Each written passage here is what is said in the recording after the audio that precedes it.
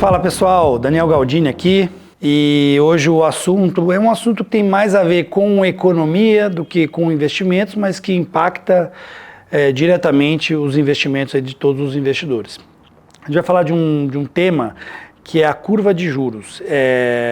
O que é a curva de juros, afinal das contas, né? A gente ouve muitas vezes no noticiário falar de curva de juros, mas não sabe exatamente o que isso significa. Se a gente fosse falar de uma forma bem simples, curva de juros é um gráfico que reflete as expectativas futuras da taxa de juros, tá? Então, todas aquelas notícias políticas, econômicas, monetárias, sociais, que trazem expectativas dos agentes de mercado para o cenário futuro da nossa economia, são refletidos na curva de juros. Então, por exemplo, se um determinado dia surge uma notícia que acaba impactando diretamente no humor do mercado, fazendo com que os agentes de mercado acreditem que, baseado naquilo, a expectativa de juros no futuro, por exemplo, vamos citar um exemplo mais prático, que o governo vai gastar mais no futuro. Então, o governo gastar mais no futuro significa um movimento na direção da inflação, né?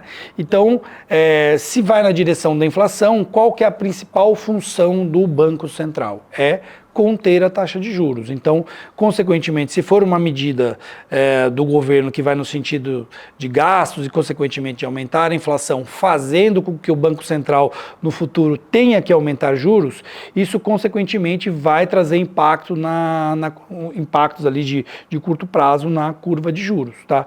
E qual que é a importância que a curva de juros tem para o mercado, né? Então, todos os ativos, por exemplo, de renda fixa, eles são precificados, né, baseado na curva de juros futuros, né?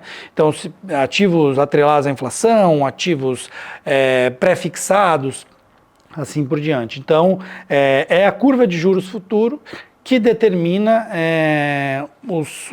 como serão os preços dos ativos no futuro, ou pelo menos como será a expectativa dos preços desses ativos no futuro, né? Ela tem também um certo caráter ali especulativo, né?